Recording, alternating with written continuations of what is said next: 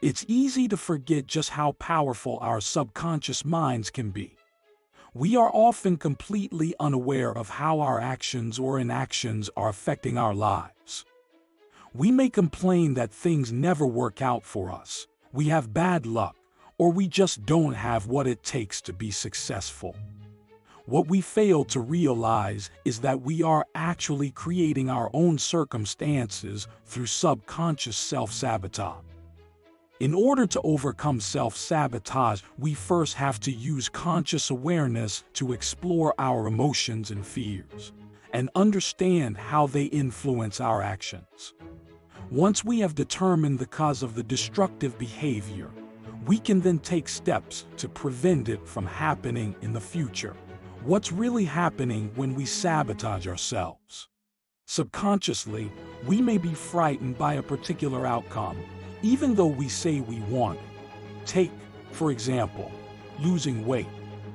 Many overweight people have struggled for years, tried diet after diet, and still can't lose the weight or keep it off.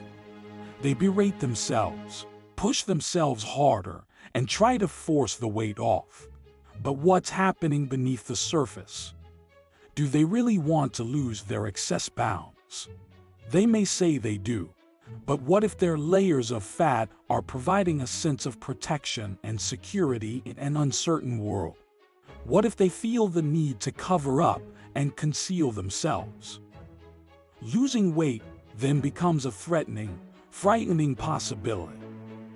So they might sabotage their diet efforts in order to avoid feeling too vulnerable and exposed. Even though they say they want to lose weight, and even believe they do, they still might set themselves up for failure by sneaking food, skipping exercise, and then making a promise that they'll try harder tomorrow. Others may be intimidated by something as simple as starting a new job. You know that there are a surprisingly high number of people who don't show up for job interviews, even for highly desirable positions. Let's look at another example. Perhaps a stay-at-home mom decides she needs to return to the workforce to earn money for her family. What she really wants is to stay home with her children, but she feels obligated to get a job outside the home.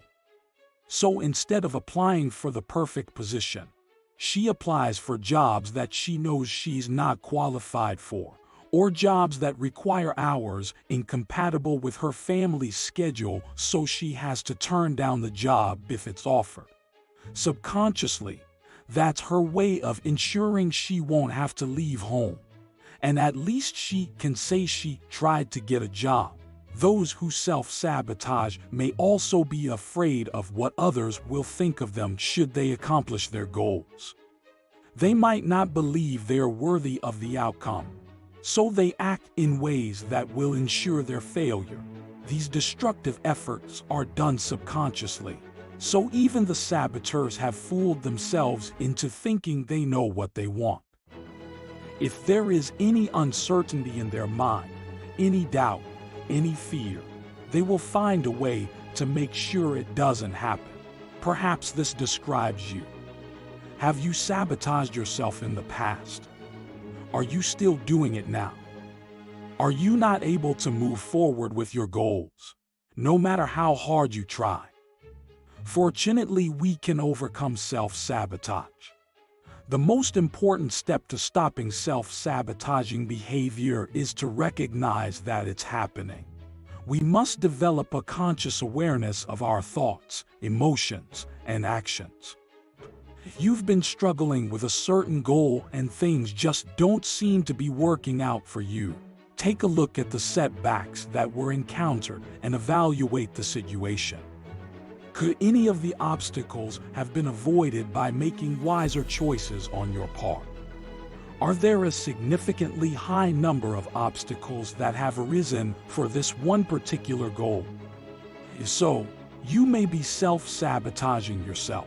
A great way to get in touch with your subconscious mind is by spending time in quiet meditation.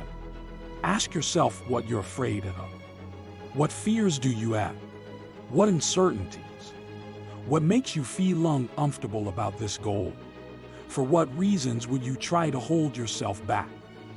Using a journal to write these questions and answers can help too, because writing can help you to connect with the deepest part of yourself. It might take time and practice, but exploring these possibilities can dramatically help you to get out of the self-sabotage rut. When we finally understand that we are in control of our own success, we will be set free from all limitations. By developing clarity and insight about the outcomes we want to create, and the awareness for potential setbacks, we can stop the self-sabotage and focus our energies on working toward new goals that we will fully support in every way.